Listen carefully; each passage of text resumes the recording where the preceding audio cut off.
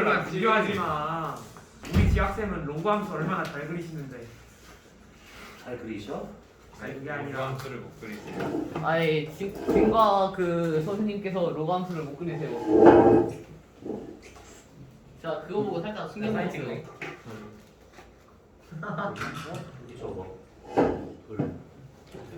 아 두놈 아 코로나로 두놈 코로나 두놈. 그리고 현준이 째꼈어요. 현준이를 쨌다고? 네. 그냥 공개적으로 쬐어요. 순위는 원래 째던 얘고. 네, 뭐 원래 째던 애가 아니지. 아니 그 현준이 갑자기 한 1분 동안 자기에 대한 현타가 오더니 갔어요. 아 이렇게 2시간 전에 냄새가 나는데. 그럼 한 명이 없는데? 아니, 근데 현준이가 힘들다고 하긴 했어. 네? 이거 누구 있어? 자리? 있는 거지? 나 그럼 여기 앉아. 최정웅이 잠깐 나갔네요. 예. 아 선재형 정욱이. 기다리. 정욱이 잠시 나 왜 나갔어요. 가야지? 그러니까 내가 오늘 질문해야겠다. 그럼 저기가 있는 거지? 여기가 정- 네네네. 하나, 둘, 셋, 뭐가 좋았을 거야.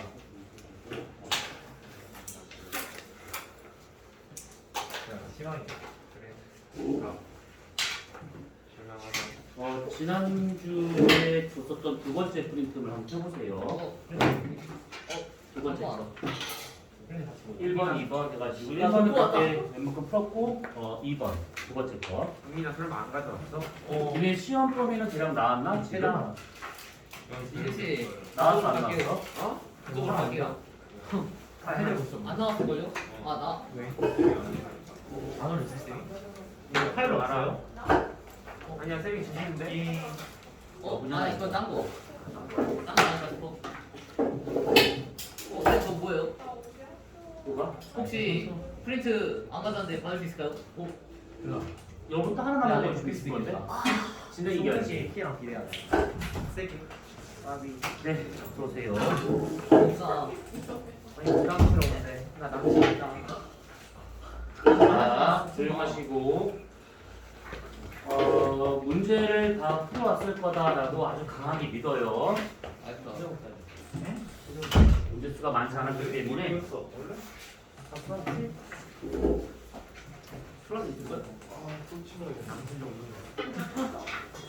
남 일반 부럽다고. 그거 하나? 풀것 같아. 그 미드만 걷어주세요. 그럼 나도 풀었어 미친놈아.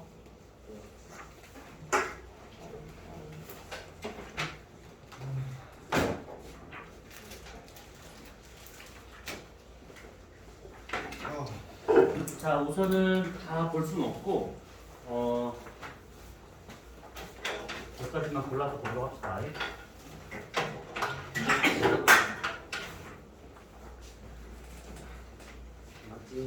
자, 우선 3번 문제. 그것만 흥분성. 지금부터 이럴 수 있어. 자, 3번 문제를 보시게 되면 자, 태양의 진화 경로를 HR표에다 나타낸 것들이다라고 되어 있습니다. 자, 그러면 요거는 뒤에 별의 진화 경로가 쭉 나온 게 있으니까 그걸 참고해서 보시면 될 것 같고, 자, 우선은 이제 요걸 보면서 이제 내용을 정리하도록 합시다. 자, 1번 원시성에서 주결성으로 들어가는 과정에서 중력 수축 에너지가 중심부의 온도를 높이더라. 이건 뭐 당연한 얘기야. 그 중심부 온도를 높일 때 얘네들이 제일 적은 양으로 조금씩 온도를 증가시킵니다. 그러다가 대략 한 중심부 온도가 1000만 켈빈에 도달하게 되면 그때부터 수소 핵융합을 할 수 있기 때문에 그때부터를 주결성이다 라고 또 말하는 거니까 그 전까지는 이게 주된 에너지원이다 라고 보시면 돼요.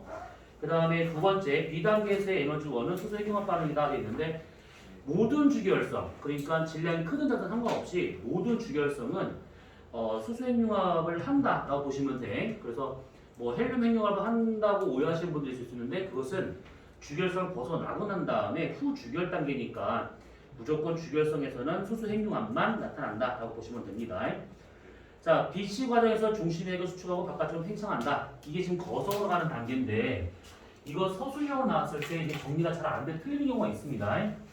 자, 우선은 주결성의 내부를 보게 되면 중심부에서 수소 핵융합을 거쳐가지고 계속해서 헬륨을 만들어내고 있다라고 봐야겠지. 그러면 이렇게 헬륨으로 되어 있는 이것을 우리가 헬륨핵이라고 말하는데, 이게 주결성이 끝나고 나면 여기서는 더 이상 핵융합을 하지 않습니다. 그러면 보통 우리가 별의 크기, 중심액의 크기 뭐 이렇게 했을 때는 중력 수축 에너지하고 그 다음에 내부에서의 온도에 따른 기체압 이 두 가지 관계로 설명하고 있는 중인데 중심부에서 행력을 안 한대요. 그렇다면 당연히 바깥을 밀어내는 힘이 없는 거니까 안쪽으로 이렇게 계속해서 수축하려고 하는 힘만 나타나더라라고 봐야겠지. 그래서 이거 서술형으로 나왔을 때 잘 풀어 쓰셔야 돼. 주결석이 끝난다라고 하는 것은 중심부에서야 그 장소까지 잘 기억을 해주셔야 됩니다. 중심 핵에서의 수소핵 융합이 끝나요. 그러면 남은 생성물은 헬륨만 남아 있을 것이고 그렇다면 헬륨으로 되어 있는 이 중심부 헬륨 핵이 수축을 하게 되는데 얘가 수축하는 이유는 당연히 기체압과 그 다음에 중력 수축 에너지의 관계에서 얘가 더 크기 때문이다라고 봐야겠지. 그때 우리가 별의 진화 단계에서 얘기했다시피 중력 수축 에너지는 어차피 질량에 의해서 결정되고 있는 것인데 별의 질량은 크게 바뀌지 않습니다. 그러면 요 내부의 에너지가 어떠냐에 따라서 이제 별의 크기나 중심부의 크기가 달라지더라 요 얘기인데 핵융합을 못하기 때문에 요거의 관계가 나타나더라. 그럼 얘가 수축하고 있다는 얘기죠. 그러면 헬륨 핵의 온도는 조금씩 증가하게 될 겁니다. 이 온도가 증가하게 되면 여기 주변 헬륨의 주변의 수소층을 얘가 가열하기 시작할 거라는 얘기지. 그래서 수소층을 가열하게 된다고 하면 얘가 어느 정도의 온도에 도달하면 아까 얘기했던 1000만 켈빈 정도 있습니다. 그 수소를 가열되면 얘가 언젠가부터는 다시 수소핵 융합을 하기 시작하더라라는 것인데 이때 이 수소핵이 나타나는 그 층을 수소연소층 또는 연소각이라고 이렇게 표현합니다. 연소라는 말 썼지만 핵융합이 나타나는 것이라고 보시면 돼요. 그러면 수소핵이 나타났다는 것은 그만큼 중심부의 주변 여기에 주변 온도를 내부 온도를 어쨌든 간에 올린 효과가 발생하더라 이 얘기죠. 그래서 요거에 의해 가지고 중심부 헬륨의 수축으로 인해서 온도가 올라간 이 효과 하나와 그 다음에 수소 연소각에서 나타나고 있는 핵융합에 의한 온도 상승 이 두 가지가 합쳐져 가지고 결과적으로는 반지름이 커지는 팽창하는 거성 단계로 가더라 이 얘기입니다. 그러면 팽창을 한다, 거성 단계로 가고 있다. 그럼 반지름이 커진다라고 하는 것은 결국 별의 밝기가 밝아진다. 이렇게 볼 수가 있는 것이지.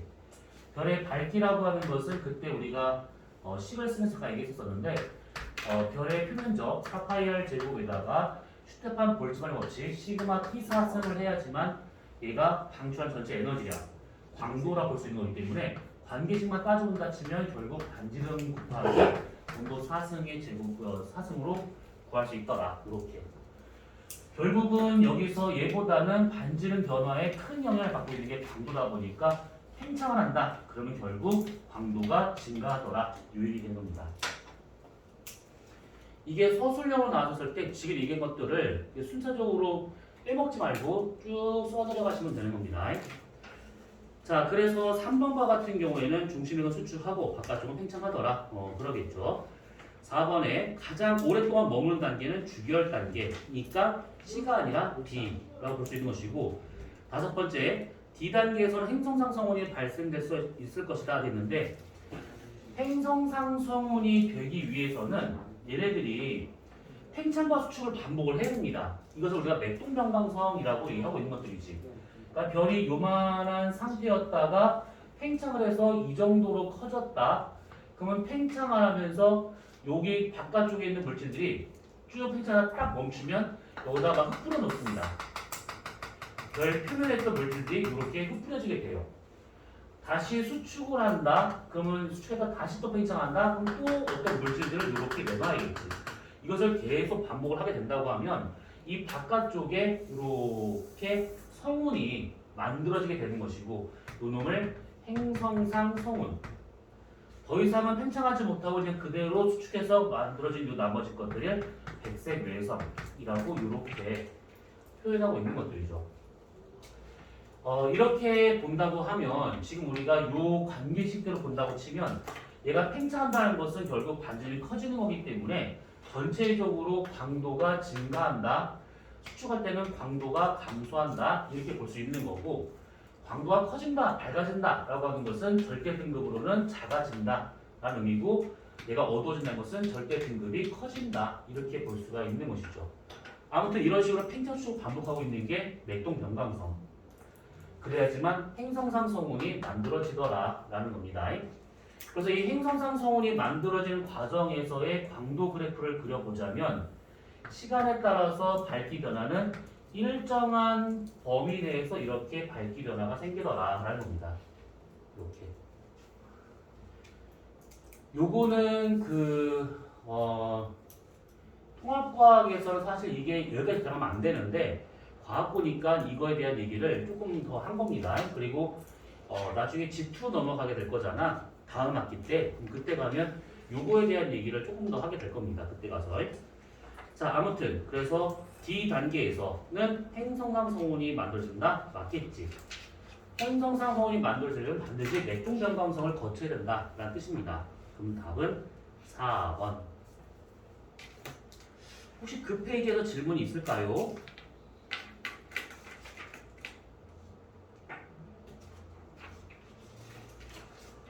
자, 없으면 넘어가서 두 번째 페이지. 네. 네, 5번이요. 5번. 자, 5번을 보게 되면 얘가 지금 주결에서 벗어나고 있는 거를 말하고 있는 것들인데 여기서 자, 기억. 질량이 큰 주결성일수록 더 빠른 속도로 진화할 것이다. 는 질량이 크다라고 하는 것은 내부에 가하는 압력이 높다라는 얘기고 그러면 온도가 많이 올라가기 때문에 실제 이 내부 온도가 질량 작은 것보다 훨씬 더 높습니다. 그러면 PP 반응하고 CNO 순환 반응 중에서 CNO가 더 우세하게 나타나기 때문에 내부에서의 그 수소의 소비량이 더 커질 수밖에 없는 것이죠. 그래서 더 빨리 진화할 수밖에 없다 이 뜻이고 1. 질량이 작은 것일수록 진화 과정에서 표면온도 변화가 나타난다 돼 있는데 질량이 작으면 이거는 원시성이든 원시성에서 주결성으로 들어가든 주결성 빠져나오든 거의 비슷한 형태인데 질량이 만약에 작잖아요. 그러면 이것이 이렇게 가기보다는 밑으로 떨어지는 게 더 많지. 그러면 여기가 온도를 말하고 있기 때문에 온도 변화 없이 광도만 줄어드는 이런 일이 벌어진다라고 볼 수가 있는 겁니다. 반대로 질량이 좀 크다. 그러면 밑으로 떨어진 것이 아니라 옆으로 이동을 해가지고 질량이 큰 주결성으로 들어가는 거니까 온도에 큰 변화가 생기더라 이 얘기죠. 이게 나올 때도 마찬가지예요. 들어가나 나오나 거의 비슷한 경로가 되고 있습니다. 그래서 니은과 같은 경우에는 온도의 변화 없이 광도만 줄어드는 그런 효과가 발생한다라고 봐야 될 것이고 디귿 태양보다 질량이 큰 주결성은 적색거성이나 초고성으로 진화하지 못한다. 태양보다 질량이 큰 주결성들은 적색거성이나 초고성 왜 진화하지 못할까? 진화하지. 그쵸? 여기 들어갔다가 태양이 대략 여기쯤에 딱 치면 여기 있던 애들이 나가가지고 뭐 초고성을 만들 수도 있는 것이고 여기 있는 애들 중에서 일부가 적색거성을 가는 경우도 있습니다. 그렇기 때문에 디귿 맞겠죠. 아니 틀렸겠죠. 답은 기억. 하나밖에 안 되는 겁니다. 참고로 이런 경우가 있어요. 여기서 질량 큰 주결성이 이쪽으로 벗어납니다. 이렇게. 그러면 쭉 가는 동안에 광도는 거의 변화 없는데 온도만 지금 떨어지는 중이야. 그러면 우리가 이 관계를 받았을 때 광도의 변화가 없이 온도만 떨어진다라고 하게 되면 상대적으로 반지름이 커진다. 이 의미가 되고 있는 것이죠. 그러면 여기서의 초고성보다 여기서의 초고성의 크기가 훨씬 더 크더라라고 볼 수 있는 겁니다. 똑같은 초고성이라도 오른쪽 가면 갈수록 더 큰 초고성이 되고 있는 겁니다. 이것이.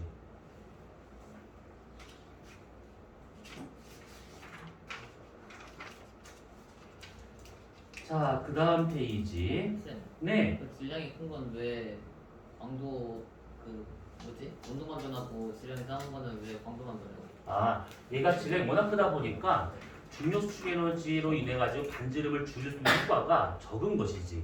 그래서 얘가 이렇게 꽉 누르고 싶어도 더 이상 눌릴 수가 없는 상태. 더 누르면 이게 나중에 더 뭔가 다른 형태를 가기 때문에 더 이상 누를 수 없는 상태가 돼버린 것이고 문제는 뭐냐면 누르잖아요. 그러면 누르면 누를수록 이렇게 꽉 누르게 되면 내부 온도가 커지기 때문에 이 반발하려는 힘이 너무 커지는 거야. 그래서 이것이 잘 안 눌리는 것이지. 그러니까 풍선 누를 때하고 탱탱볼 누를 때하고 생각하시면 돼요. 자, 그 다음에 또 없으면 그 다음 페이지로 넘어가도록 합시다. 자, 거기에서 10번 문제를 잠깐 보시면 요거는 좀 기억을 잘 해두셔야 돼. 그래프 자체는 수소행융합 두 가지에 대한 것인데 A가 PP 반응이고 B가 CNO 순환 반응이죠. 이렇게 있는 상태에서 A를 잠깐 보세요. A가 처음 시작되는 점이 500만 켈빈이 안 돼요. 근데 이거 그때 수업 시간에 얘기했어. 500만 켈빈 이하에서도 가능은 합니다. 수소행력이 나타날 수 있는 것은. 그런데 별의 어떤 주된 에너지원으로서 유의미한 온도가 된다고 하면 보통 1000만 켈빈은 돼줘야 내부에서 뭔가가 나오는 게 별의 에너지원으로서 될 수 있더라 이 얘기입니다. 그러니까 시작되는 점하고 실제 별의 에너지원으로서하고는 약간 조금 다른 온도다라고 보시면 돼요. 다른 거는 좀 까먹어도 이걸 좀 기억하셔야 돼. PP 반응과 같은 경우에는 대략 1000만 켈빈. 만약에 CNO와 같은 경우에는 얘는 그 1200만 켈빈. 그 다음에 무엇이냐? 헬륨 핵융합과 같은 경우에는 1억 켈빈. 그러니까 대략 숫자 정도는 이렇게 받을 필요가 있어요. 이것이. 이 두 가지는 수소 핵융합이죠. 요거.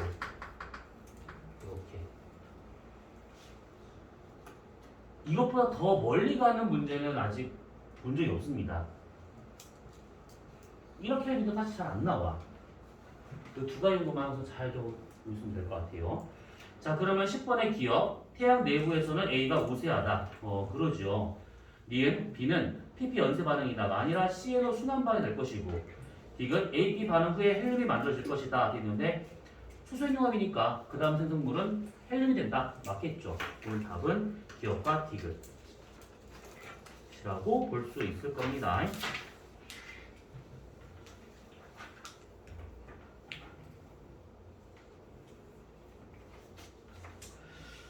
자, 11번의 그림을 잠깐 보세요. 11번의 그림. 11번에 나와 있는 그림을 이렇게 보시면 안 돼. 이걸로 하면 잘 틀립니다. 그러니까 12번에 나와 있는 그림이거나 아니면 13번의 가와 같은 형태로 그림을 이해를 하고 있어야 됩니다. 4개의 수소 원자핵이 결합을 해서 하나 헬륨 만든 건 맞는데, 그건 맞는데 실제로 이 수소핵융합의 특히 PP 반응에서 수소 원자핵이 필요한 것은 4개가 아니라 사실 6개지. 그래서 6개가 관여를 해가지고 2개 탈락을 하고 나머지 4개가 융합해서 헬륨 만든다. 그래서 12번에 나와 있는 그림대로 보시는 게 훨씬 더 나을 겁니다. 그러면 여기서 문제는 이게 개념 문제라서 어려워요. 이런 게 없을 겁니다. 라고 믿고 싶어요. 그치? 이렇게 틀리면 참 사람도 아니에요. 자, 넘어가시게 되면 그 초고성의 내부 구조, 주결성의 내부 구조 나온 것이 있는데 우선 다 됐고 23번을 보도록 합시다.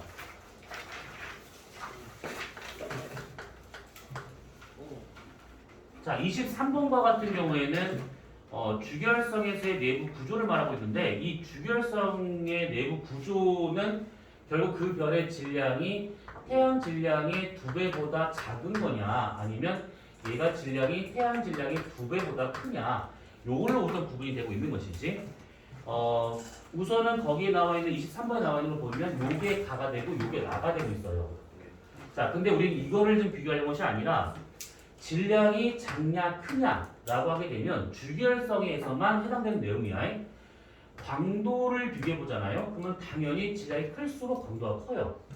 질량에 대해서 강도는 대략 질량의 2에서 4승배에 비례하고 있다 라고 하는 것들. 근데 직접적으로 이렇게 해가지고 계산하는 문제는 거의 없으니까 질량이 클수록 밝구나 이렇게 보시면 돼요. 온도와 같은 경우는 결국 안에서 어떤 에너지 형태로 얘가 만들어지는가. 그러면 아무래도 얘 같은 경우가 PP 반응이 우세할 것이고 얘가 CNO도 우세한 거기 때문에 이쪽에서 온도 높을 겁니다. 혹시 학교에서 이 표면 온도에 대한 다른 거 들어본 적 있어? 뭐 색지수라든지 분광형이라든지 들어본 것 같아요. 들어본 것 같아? 들었어요. 들었어? 그러면 다른 거 다 집어치우고 색지수와 같은 경우는 온도가 높을수록 색지수 값은 작아요. 이것만 알고 있으면 됩니다. 우선은. 그래서 온도가 높다. 색지수가 작다. 온도가 낮다. 색지수가 크다. 이렇게 비교하시면 됩니다. 스키에서 뭐예요? 네. 이제 정확하게. 색을 값으로 표현한다. 미안합니다. 근데 이거를 하면 또 시간이 많이 걸려서 무슨 이렇게만 넣으면 돼. 기본적인 원리는 어차피 통과에 안 나와. 그러니까 색지수 값이 크면 온도가 낮은 거, 색지수가 작으면 온도가 높은 거. 이렇게 알고 있으면 돼요. 그러면 분광형은 외우고 있지? 오비어 파인걸 키스미. 네. 그치? 이거는 까먹을 수가 없는 것들이죠. 그래서 아무튼 뭐 그렇게 보시면 될 것 같고, 그 다음에 주결성에서의 머물 수 있는 수명은 대략적으로 질량에 대해서 1에서 3승배의 반비례하고 있는 중이죠. 그래서 질량이 작을수록 수명이 더 긴 것이고 질량이 클수록 금방 돌아가시는 겁니다. 자, 그 다음에 이렇게 되고 있고, 그 다음에 핵융합의 형태를 본다고 치면 얘 같은 경우에는 PP 반응이 좀 더 우세하고 얘가 CNO가 좀 더 우세하더라. 이 얘기죠. PP만, CNO만 이 뜻이 아닌 거 알고 있지? 둘 다 나타납니다. 얘는 CNO보다는 PP가 우세한 것이고 얘는 PP보다는 CNO가 더 우세하더라. 이렇게 보시면 돼요. 반지름은 당연히 질량이 클수록 내부 온도가 높으니까 내부에서의 기체압이 더 커져요. 바깥으로 밀어내는 힘이 더 커집니다. 그래서 질량 클수록 반지름이 더 크다. 이거는 HR도상에서 그때 우리가 살짝 얘기를 했었는데 이렇게 있잖아요. 그러면 만약에 태양이 여기쯤에 있다 라고 가정한다 치면 그때 태양을 지나가는 선 하나를 찍 그어보고 이것과 비슷한 평행한 선을 몇 개를 그려보잖아요. 이게 등 반지름선. 등 반지름선은 위로 올라갈수록 큰 것이고 밑으로 갈수록 작은 겁니다. 그래서 얘가 지금 보면 질량이 크다 위쪽, 질량이 작다 밑에 쪽. 그러면 이 등반지름선 밑에 있는 거니까 작은 거, 이것보다 높이 있으니까 큰 거, 이렇게 비교할 수 있다는 얘기죠. 그 다음에 별의 밀도. 별의 밀도와 같은 경우는 이거는 그냥 참고 정도만 알고 있으면 돼요. 이 영면 주결과 비슷한 기울기를 해가지고 이렇게 선 하나를 그어볼 수가 있습니다. 이게 등 밀도선. 평행한 선을 여러 개를 그어본다. 그러면 밀도는 위로 올라갈수록 작은 값이고 내려갈수록 큰 값입니다. 그러면 얘를 기준으로 해가지고 질량 작은 애들은 이 밀도선 밑에 있는 거니까 질량이 크다는 뜻이고 얘보다 위에 있는 애들은 이것보다 높이 있는 거니까 밀도가 더 작더라 이 얘기죠. 질량이 클수록 밀도가 더 작아지더라. 그래서 이런 관계가 생긴다라는 겁니다. 여기서 주의할 점은 밀도라고 하는 것은 결국 질량에 대한 것만 보는 게 아니지 부피도 생각을 해봐야 됩니다. 그래서 부피가 얼마만큼 크고 질량이 얼마만큼 있냐에 따라서 밀도가 달라지는 것인데 아무래도 질량 작을수록 꽉 뭉쳤기 때문에 왜 내부에서 이게 떠받친 힘이 별로 없다 보니까 밀도가 클 수밖에 없다 라고 보시면 되는 겁니다. 대략 이렇게만 비교하시면 돼요. 혹시나 해서 하는 얘기인데 얘처럼 질량이 작은 애들의 별의 표면 사진을 찍어보잖아요. 그러면 표면 사진이 이렇게 쌀알무늬로 이렇게 복잡하게 나타난다 라고 했던 거 기억날 거야. 이 대류층이 표면 바로 밑에 있다 보니까 이게 잘 보입니다. 근데 얘 같은 경우에는 이렇게 보면 대류층이 표면 바로 밑에 없죠. 그래서 아무것도 없습니다. 아무것도 없어요. 그래서 표면 사진만 딱 봐도 얘가 주율성이다 라고 주어지잖아요. 그러면 좀 복잡한 모양이다. 그러면 질량 작은 거. 아무것도 없다. 질량 큰 거. 그러면 나머지가 다 떠오를 수가 있어야 되는 겁니다. 이게 저 위에 거 말고요. 옆에 계속 다 분류한 거 있잖아요. 저희가 그게 전부 다 주기열성일 때만. 주결성 때만. 다른 거는 비교 안 되고 딱 주결성 때만.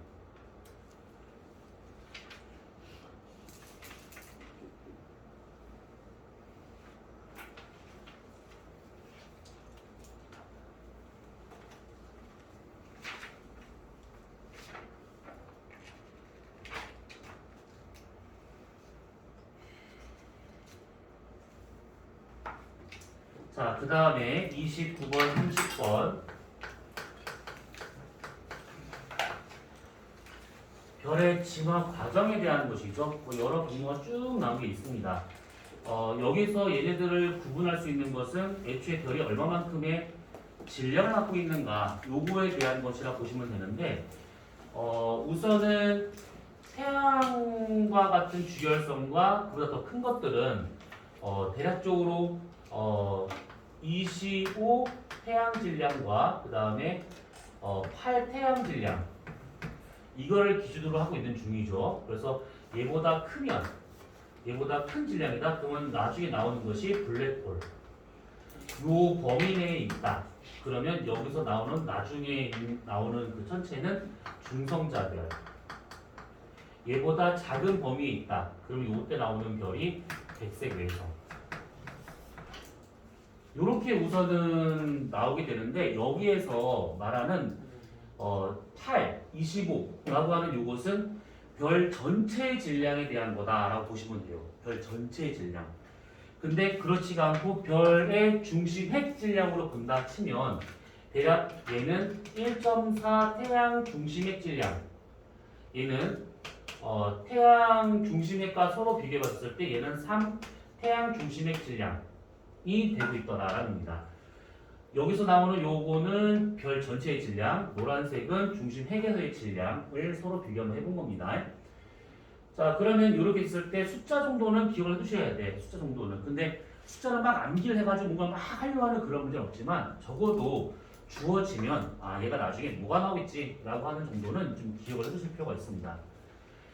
그리고 여기에서는 이 중성자 별과 같은 경우에는 이게 발견될 수 있는 연구 방법이 있다라고 하셨습니다. 그래서 너무 안 보이는 그런 아주 그 어둡고 이제 그런 작은 그런 별인데 얘 같은 경우에는 중력 렌즈 현상을 이용을 해서 알아내거나 아니면 아주 빠른 자전에 의해서 발생할 수 있는 펄서를 갖고 알아내거나 이게 될 수 있다라는 거. 그리고 여기에서는 개인적으로 잘 이해가 안 가는 거긴 하지만 반지름의 크기를 비교한다. 백색 외성이 제일 크고요. 그 다음에 중성자별 되고 그 다음에 블랙홀 되고 있습니다. 반지름의 크기만 비교한다 치면 그러면 이렇게 반지름이 백색 외성이 가장 크고 블랙홀이 가장 작다라고 하는 이렇게 판단하는 근거는 질량이 얼마냐에 따라서 중심부 쪽으로 끌어당기려고 하는 중력 수축 에너지가 다르다라고 볼 수가 있는 것이죠. 그러면 얘가 커지게 되면 그만큼 더 작게 뭉칠 수 있기 때문에 블랙홀 크기가 제일 작을 거다라고 얘기를 하는 거예요. 근데 이렇게 얘기를 하면 사실 이게 난 잘 이해가 안 가는데 아무도 현재 교육과정에서 이렇게 설명하고 있습니다. 그러니까 이거는 그냥 주입식 교육으로 그렇다라고 알고 있으면 돼요. 왜요? 나도 모르겠어. 왜 이렇게 설명하고 있는지는. 쌤, 저 질량 뭐라고요? 질량과 이거 중력 수축 에너지. 질량이 클수록 중력 수축 에너지가 큰 거니까 더 꽉 뭉칠 수 있더라. 요 얘기입니다. 그러면 뭐 블랙홀도 수축해요? 그러니까 블랙홀도 수축하는 과정에서 마지막에 나오는 거니까 제일 작을 거다라고 보는 거야. 그리고 나서 블랙홀도 또 수축해요? 아니지. 그러니까 이 블랙홀이 더 수축을 한다. 이거는 좀 약간 뭐라고 해야 될까? 우리가 크기, 모양, 길이 뭐 이런 것들 다 상대적 개념인 것이지. 근데 블랙홀 주변에서의 공간이나 시간은 다 왜곡이 돼버리기 때문에 우리가 크기를 재는다는 것 자체가 의미가 없는 것이지. 근데 굳이 이렇게 설명하고 있다는 거야. 현재 교육 과정에서는. 그러다가 얘기했잖아. 나도 모르겠다고. 왜 이렇게 설명하는지 난 모르겠어. 무슨 근거로? 대단한 학자를 나셨어 그냥. 자, 그러면 29, 30에 대한 것은 이렇게만 보면 될 것 같네요. 그리고 그 진화 과정상 나오는 성운들 있잖아요. 성운들. 요것들은 좀 받을 필요가 있는데 거기 34번의 문제를 보세요. 34번을 보시게 되면 질량이 다른 두 별 A가 진화하는 동안에 형성된 성운의 특징 같은 것들이다 라고 되어 있는데 A와 같은 경우가 이게 아까 봤었던 행성상 성운입니다. 맥동병광성을 거쳐야지만 이런 식으로 나타날 수가 있어요. 그리고 별 B에서 마지막으로 나오는 이게 초신성 폭발과 같은 경우가 이렇게 좀 흩어진 형태의 성운이 나오더라 이 얘기죠. 별 진화 과정에서는 성운이 세 군데가 나와요. 처음에 원시성을 만들 때의 성운, 원시 성운, 그 다음에 행성상 성운, 그 다음에 폭발 성운 이렇게. 특히 이런 식으로 맥동 변광성과 같은 행성상 성운을 만들 때는 이런 식의 광도 그래프가 나오게 되는 것이고, 폭발 성운과 같이 초신성이 커지잖아요. 그럼 얘 같은 경우에는 광도 그래프가 아주 단순하죠. 시간에 따라서 광도는 쭉 가다가 확 떴다가 쑥 줄어듭니다. 이렇게. 그래서 여기서는 이게 표현이 좀 잘 안 되는데, 여기를 1로 본다고 하면 여기 최대는 작게는 몇 십억 배, 많게는 몇 천억 배라고 볼 수가 있어요. 그래서 요때가 초신성이 폭발하고 난 다음에 점점점 광도가 줄어드는구나, 이렇게 볼 수가 있는 겁니다. 이렇게 된다? 그러면 34번의 B와 같은 게 되고, 저렇게 된다? 그럼 34번의 A와 같은 모습이 되더라라는 겁니다. 니네 혹시 가속 팽창 우주에 대한 거 학교에서 했어? 네. 똑같이 있어요. 화딱지나 진짜. 그래서 아 니네 그거 없었잖아. 자기 집에 없었잖아. 자기 아니 집에. 근데 네, 맨날 그게- 선생님이요. 이거 안 넣네. 얘들아 필기해 이러면서. 맞아. 맞아. AT할 선생님. AT할 때랑 그거 다 선생님이 그냥 쓰고 있어요. 아 그렇지. 할만했었어. 근데 왜 안 나오나 뭔가 좀 약간 아쉬웠었는데. 그렇지. 차라리 기대를 저버리지 않는구나. 자 그러면 가속 팽창 우주에 대한 얘기만 살짝 이것만 다 끝내고 그것만 살짝 좀 정리하자. 그때 학교에서 하면 그때 하겠다라고 했던 거니까 그렇게 보도하자. 34번에 별 A가 뭐라는 별 A가 이게 요거 행성상성호를 만들고 있는 거니까 질량이 작은 여기 범위 내에 있는 거다라는 얘기죠. 자, 거. 그다음 뭐예요? 펄서는 빠르게 자전하면서 주기성을 갖고 나오는 전자기파라고 생각하시면 돼요. 추가 뭐야? 아 그리고 수평성이랑 그런 거안 나오네요. 수평선? 지평선 문제. 저는 자기 내가 관 안 나온다 했나? 그리고 뭐라고? 지평선 문제랑 자기효용 문제. 그거 안 나온다 했어?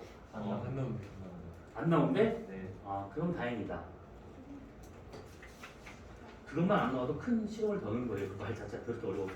2학년 때 배우래요. 다행이다. 그래. 자, 그 다음에 이제 뭐 이렇게 별이 진화한다라고 치고 38, 39번이 이제 행성의 진화 과정이죠. 여기에서 지금 보시게 되면 원시 지구부터 해서 쭉쭉쭉 지금까지 가고 있는 것인데 학교에서 배우는 순서대로 가셔야 돼. 그러니까 뭐냐면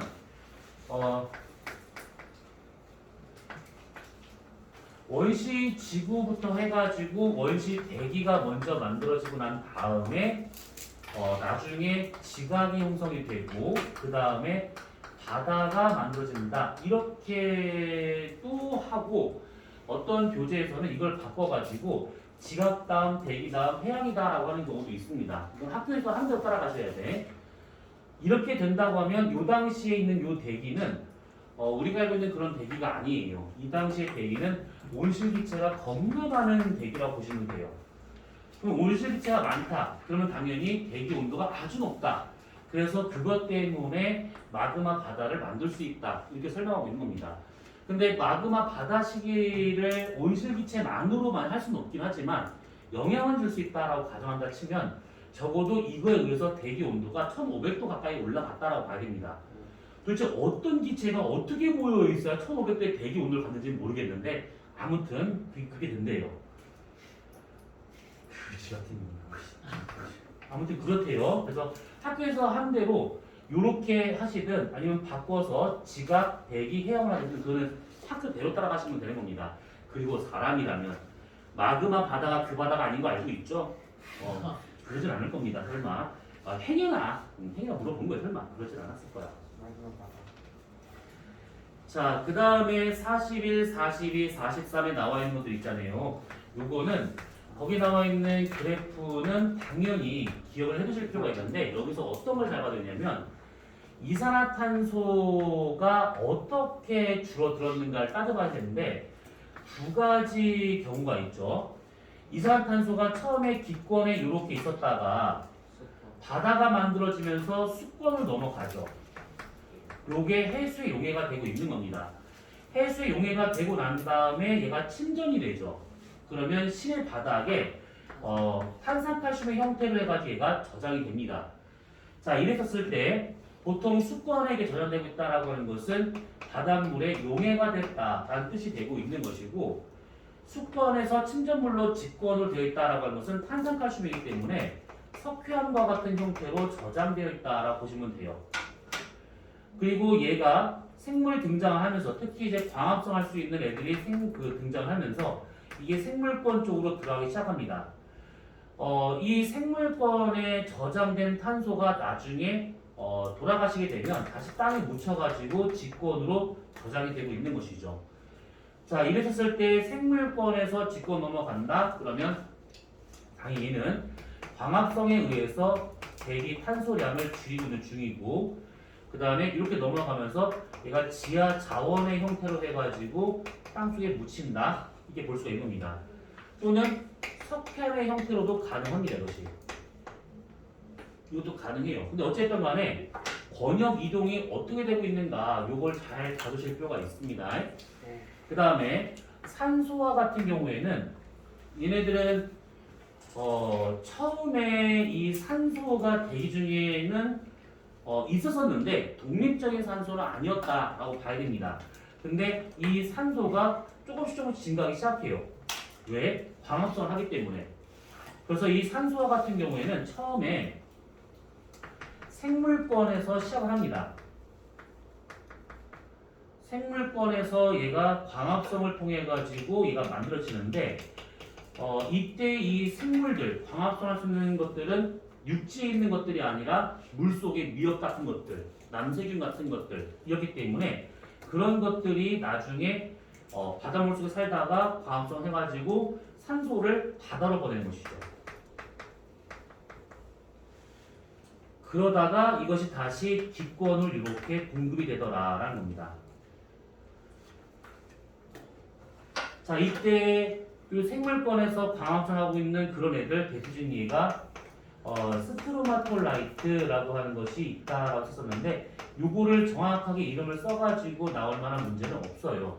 그러니까 그런 게 있다 정도로만 봐두시면 되는 겁니다. 시아노박테리아라고 하고 요즘은 사이아노박테리아라고 하는데 발음을 왜 그딴 하는지 모르겠는데 아무튼 그렇답니다. 그리고 여기에서 기권의 이 산소량이 점점점 누적이 되는데, 본격적으로 딱 눈에 띄게끔 산소량이 기권에 누적되는 것은 지금부터 약 25억 년 전이라 보면 될 것 같고, 이 기권에 그 산소가 많아지면서 오존층이 형성이 되고 있잖아요. 이 오존층이 만들어진 것은 실루리아기. 아, 여기 써있구나. 실루리아기. 지금으로 치면 약 한 4억 년 전쯤이다라고 보시면 돼요. 그래서 4억 년 전을 기준으로 그 이전 시대는 육상에 생물이 별로 없다가 4억 년 이후에 가야 되지만 육상으로 뭔가 기어 올라올 수 있는 상태가 되고 있더라라는 것이죠. 육상 식물은 그래서 실루리아기 이후에 등장한다 볼 수가 있는 겁니다. 쌤, 저 우주 이동할 때요 수건은 어떤 이거 용해되는 것이지. 그러니까 이렇게 바다가 있으면 미역 줄기가 막 살고 있다가 광합성에서 산소를 바닷속에 집어넣은 다음에 여기서 빠져나오는 이유가 이상해. 아 용해돼요?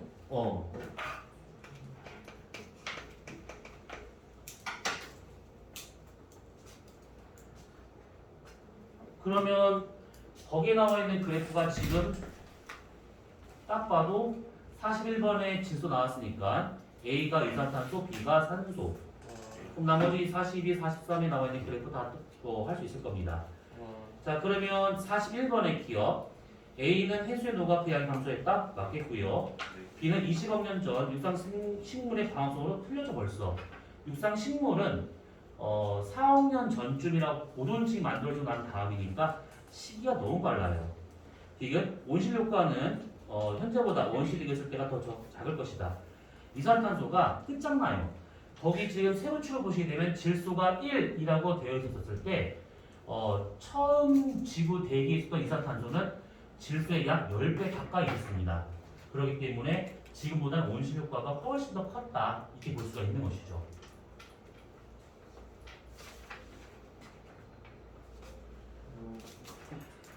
자, 마지막 49번 문제를 봅시다.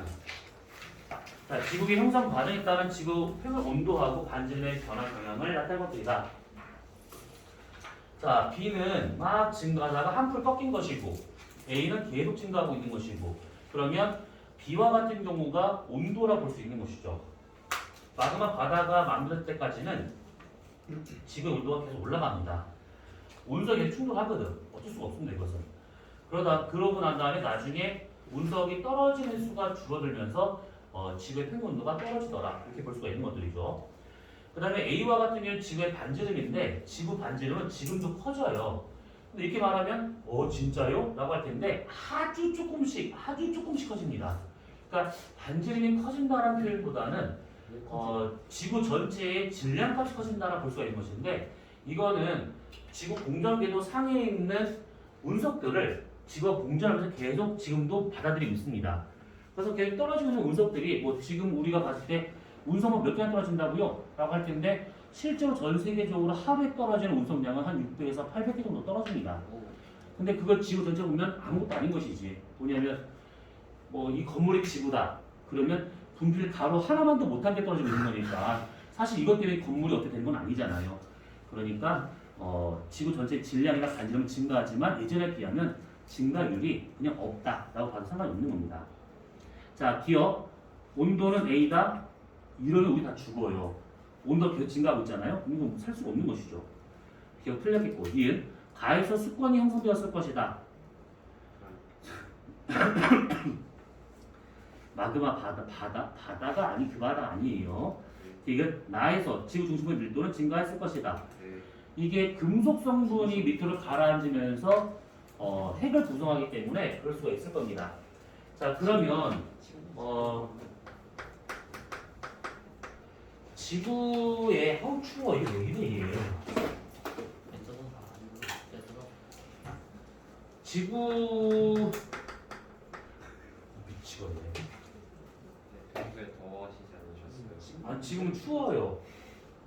자, 운석과 같은 경우를 보게 되면 두 가지로 떨어지는데 하나는 석질 운석의 형태로 떨어지고 하나는 철질 운석의 형태로 떨어져요. 근데 이거 중요하지 않아요. 석질 운석 그러면 짱돌로 떨어지는 거, 규산염의 형태로 떨어지는 걸 말하고 있는 것이고 철질이라 하게 되면 금속 성분인데 주로 철이라든지 니켈로 되어 있는 합금의 형태로 떨어지는 걸 말하고 있어요.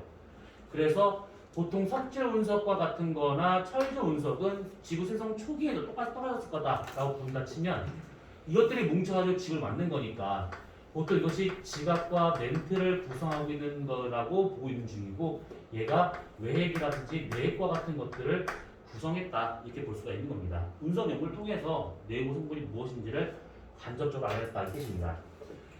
그리고 또 하나 이거 잊을만 하면 한 번씩 가끔 나오는 계산 문제인데 계산이 어렵진 않은데 숫자 때문에 숫자를 지저분하게 줘가지고 산수 틀리게 하는 경우가 있습니다. 자, 지구가 예를 들어서 이렇게 마그마 바다 시기가 있었대요. 그 다음에 똑같은 반지름을 갖고 있는 현재의 지구래요. 자, 이렇게 다 치면 여기 표면에서 느끼는 중력은 누가 클까요? 똑같은 반지름이라고 가정한다 치면 중력이요? 중력 표면 중력 값은 반지름이 같다고요? 네, 반지름이 같아요. 크게 똑같아요. 네.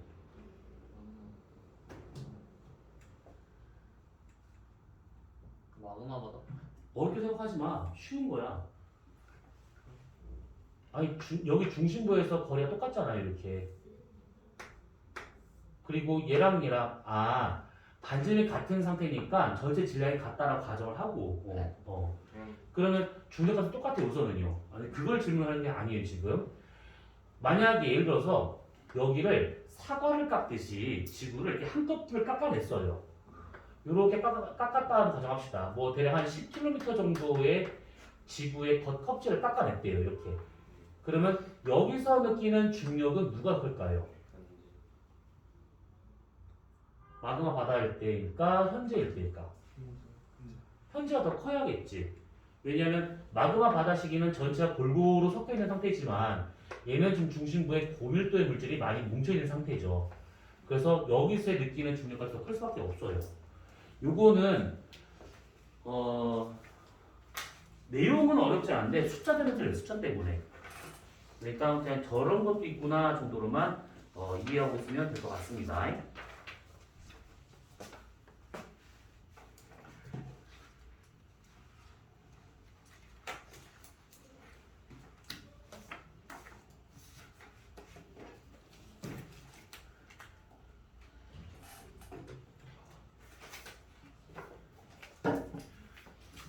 여기 아무도 없는 거지 여기는. 네. 이렇게 두 개를 좀 옆으로 돌려줘요. 두 개.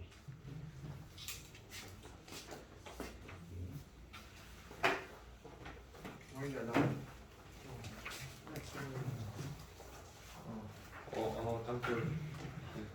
진짜 많았다. 짱돌. 진짜 소리야. 아 BTS 뉴를 봤대. 진짜 많았네. 아니야 적은 거야.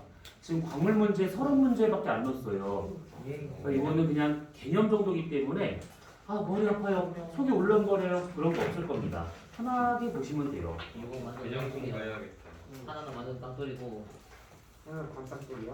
아니 무슨 이거는 느낌이에요? 조건이랑 그리고 재밌어. 생물권. 문제는 다음 주에 줄 건데 장석. 잠깐만 얘기를 하고 쉬었다 하도록 하자. 오. 뭐냐면 아까 말했던 가소팽창 우주에 대한 얘기를 잠깐만 좀 볼 건데 그거를 알아낸 방법은 1A형 초신성이라고 하는 요걸 통해서 알아내는 것들이죠. 이기스님 말해줬어. 자, 1A형 초신성과 같은 경우는 쌍성계에서 발생할 수 있는 거다라고 보시면 돼요. 자, 뭐냐면 쌍성이라 하게 되면 근데 이거 수업을 했던 것 같은데? 나 이거 수업 안 했어 이거? 느끼지 않나요?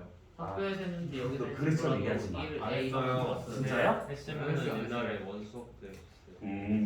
자, 그러면 뭐 간단히 얘기하자.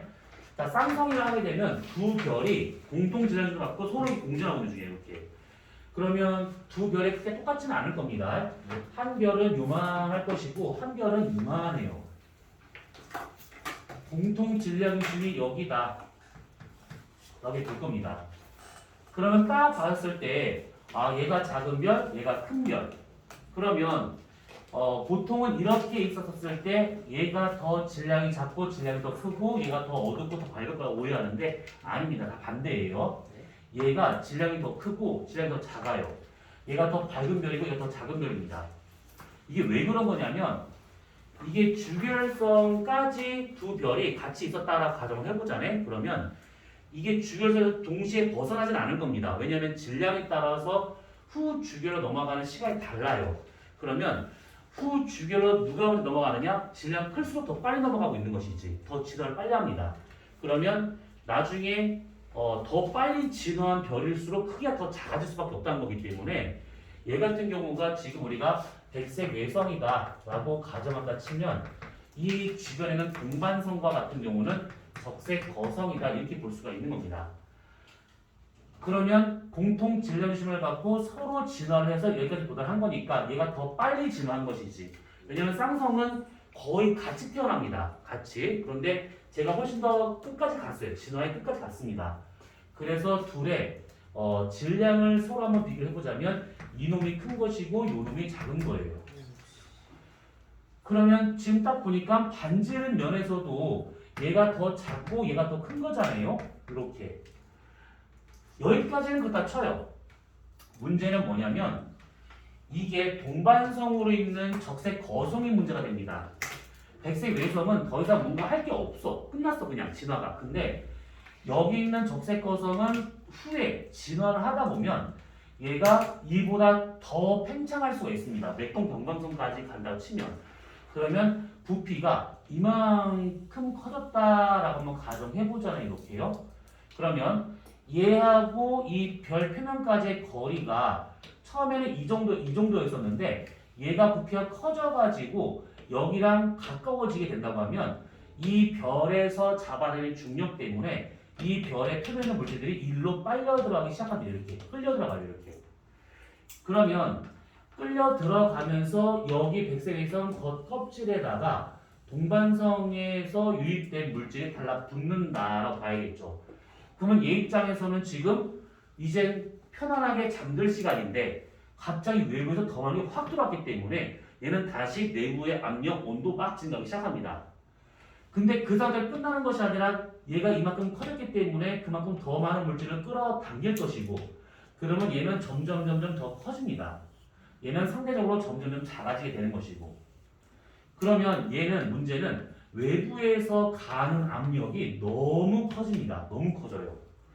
이게 너무 커지게 된다고 하면 어느 정도에 도달했을 때 그 어느 정도가 뭐냐면 태양 질량이 약 1.44배 정도에 도달할 때까지는 얘가 참는데 그 이상 넘어가게 되면 더 이상 버틸 만한 힘이 안 되기 때문에 내부 온도가 너무 뜨겁고 겉에 너무 딱딱하고 그래서 얘가 나중에 폭발을 합니다. 1.44 태양 질량에서 폭발하기 때문에 일정 질량에서 폭발했다. 그래서 일정의 밝기를 갖더라 라는 겁니다. 정해진 질량에서 폭발했기 때문에 정해진 밝기, 정해진 광도가 나오더라 이렇게 보는 겁니다. 그러면 정해진 광도가 있다. 보통은 이렇게 폭발하는 1A형 초신성은 이 정도 질량에서 폭발했기 때문에 절대등으로 따진다고 그러면 약 마이너스 20등급 정도 나와요. 이거 숫자 안 중요합니다. 이게 중요한 게 아니에요. 일정의 절대 등급을 갖고 있다. 고정된 절대 등급을 갖고 있다라고 하는 게 더 중요한 겁니다. 그러면 이게 왜 중요하냐? 1A형 초신성과 같은 경우는 대부분의 은하가 다 갖고 있고 그리고 우리 은하에도 막 여기저기 막 있습니다. 그러면 이걸 통해서 뭘 할 수 있는 거냐면 거리 지수 있죠. 거리수는 사실 공식이 따로 있는 것이지 근데 공식까지 가지 말고 그냥 겉보기 등급 빼기 절대 등급은 그냥 거리다. 요 관계로만 보자네요. 그러면 얘는 정해진 것이고 관측을 통해서 이것만 알아야 된다고 하면 이게 나온다라는 얘기지. 아주 손쉽게 저놈이 1A형 표준형이구나. 그럼 내가 보는 현재 저 밝기의 등급만 안다고 치면 저 별까지의 거리는 아주 무난하게 나오더라. 이 얘기입니다. 얘가 포함되어 있는 은하계도 마찬가지로 그런 식으로 거리를 그냥 손쉽게 측정할 수 있다. 이 얘기죠. 그러면 이런 거리 지수 원래 지수가 따로 있죠 공식이. 근데 공식은 아마 통과해서 안 나올 거야. 근데 이렇게 해서 거리를 구하는데 그러면 이제 뭘 할 수 있는 거냐면 요 관계인데 만약에 우리가 여기다 하도록 합시다. 우리가 요렇게 지구에 서 있습니다. 자 그러면 거리가 가까이 있는 별이 하나 있다라고 가정해보고 얘보다 좀 더 멀리 있는 별이 있다라고 가정해볼 거예요. 이렇게. 그러면 이때 이 거리를 측정할 수 있는 것은 이런 방법으로 우리가 거리를 측정할 수 있는 것이고 그러면 허블의 법칙은 기억나실 것이고 후퇴 속도는 HR로 갈 수 있다라는 거. 결국은 거리하고 후퇴 속도는 그냥 단순 비례다. 이 얘기 배우는 것이지. 그러면 요것을 우리가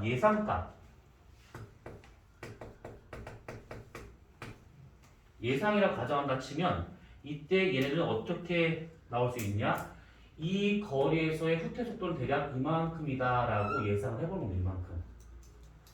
근데 얘는 아주 멀리 있어요. 그러면 여기서의 후퇴 속도는 이만큼이다 라고 한번 가정해볼 겁니다. 이렇게.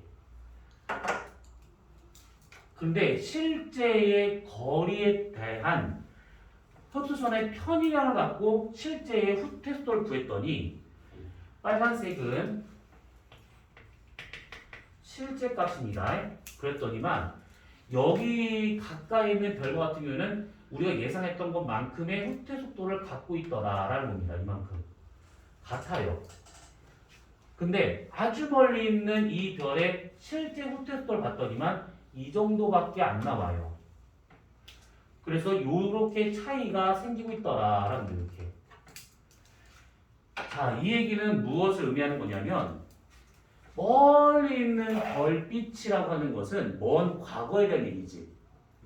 뭔 말이냐면 만약에 여기서 이 별까지의 거리가 만약에 뭐 10광년이다. 그리고 여기하고 우리 사이 거리가 만약에 들어서 뭐 한 10,000광년이다. 라고 친다 그러면 여기서 별빛이 우리한테 왔대. 우리는 두 개의 별을 지금 보고 있어요. 근데 10광년이 떨어져 있는 저 별빛의 정보는 10년 전의 모습이 되는 것이고, 10,000광년 떨어져 있는 별의 그 모습은 우리가 10,000년 전 저 별을 보고 있는 중이지. 거리가 멀수록 더 먼 과거에 대한 정보를 우리한테 주고 있는 중이고, 가까이 있다라고 하는 것은 최근의 정보를 주고 있다라고 보면 되는 것들이에요. 그러면 멀리 있는 먼 과거의 정보를 봤더니 예상되는 것보다가 실제 후퇴 속도가 느리더라. 예상되는 것보다 실제 값이 느리더라. 근데 지금 보니까 예상되는 것과 실제 값이 서로 같더라. 뭐 이거를 뭐 빠르다라고 할 수는 없지만 같다. 이게 비교해 보잖아요. 예상되는 값하고 실제 값을 비교했을 때 과거는 느려요. 실제 값이. 최근은 같아요. 그러면 과거에 느리다가 지금은 같아진 거니까 속도가 빨라졌다라고 볼 수가 있는 것이죠. 과거에는 후퇴 속도가 느리다가 지금은 빨라지고 있는 거니까 아, 가속 팽창되고 있는 거구나, 이렇게 해석할 수가 있다라는 뜻입니다. 이것이. 이거와 같은 경우에 다음 주에 문제를 보면서 얘기를 하겠지만, 이렇게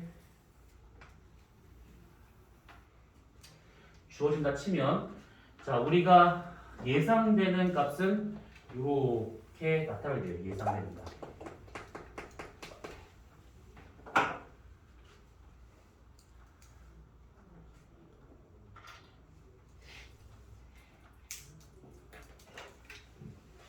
실제 값이 이렇게 나타나요. 이거는 보기 편하게 지금 그래프를 그린 겁니다. 사실 이게 이렇게까지 나오진 않아요.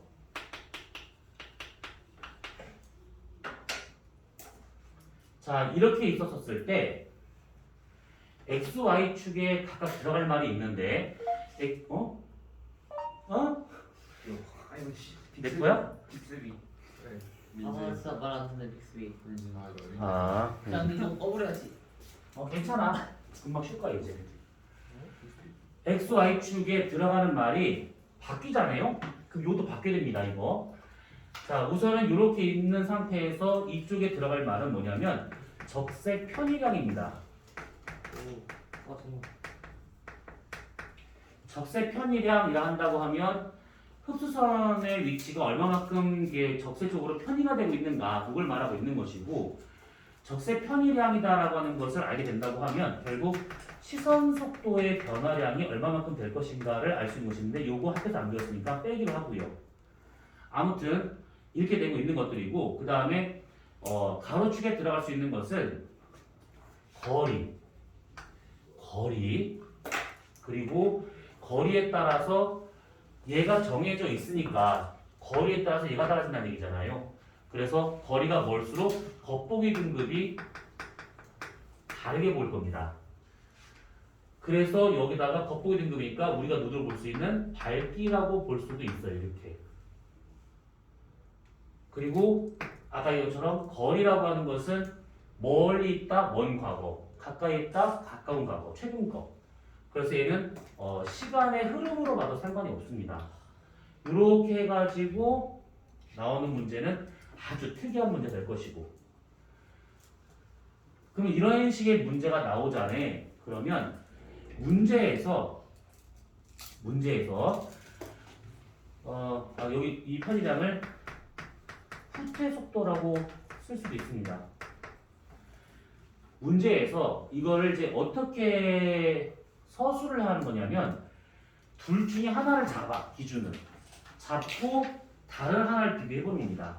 만약 예를 들면 내가 여기에 있는 거리를 기준으로 받았을 때, 거리로 본다고 치면 쭉 가잖아요. 이렇게 예상되는 것보다 실제 값이 후퇴 속도가 적더라.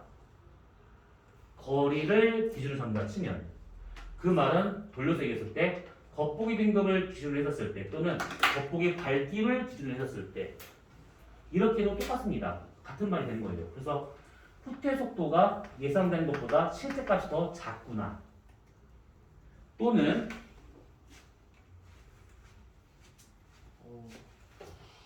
이번에는 반대로 어느 한 후퇴솔 잡아요. 쭉 올라갑니다. 이렇게. 그러면 예상되는 거리가 실제 거리보다 더 짧구나. 다른 말로 후퇴 속도가 이 정도가 되는 별들은 생각했던 것보다 더 멀리 있다. 이 뜻입니다. 이해돼? 뭔 말인지? 이거 시험으로 소수적으로 나오는 설명을 안 해서 그러니까 이거를 설명을 한다고 하면 잘 생각하면 돼. 어차피 이 그래프만 이해하고 있으면 되는 거야. 이거는 이해를 돕기 위해서 한 것이고 여러분들 요 그래프만 이해하고 있으면 되는 거야. 그랬을 때 둘 중에 어떤 거를 기준으로 삼냐에 따라서 다른 하나를 비교하시면 되는 거야. 자, 그래서 만약에 거리, 겉보기, 밝기 똑같은 말이 어차피 그러니까 이것만 말이 바뀌면 되는 거야. 얘를 기준으로 삼는다. 거리가 일정한, 거리가 같은 두 별을 비교해줬을 때 예상되는 후퇴 속도보다 실제 후퇴 속도가 느리더라.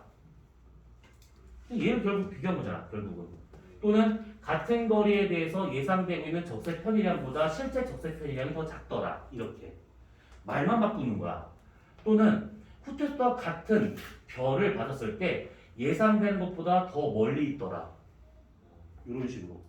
아니면 적색 편의량이 일정하다 하셨을 때 예상되는 것보다 실제 저 별의 겉보기 등급이 더 크더라.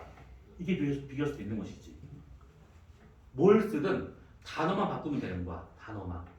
얘를 기준으로 얘를 묻는 것이냐, 얘를 기준으로 얘를 묻는 것이냐. 이 차이뿐입니다.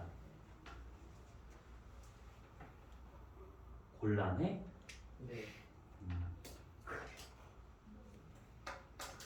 자, 그럼 머리를 좀 식히세요.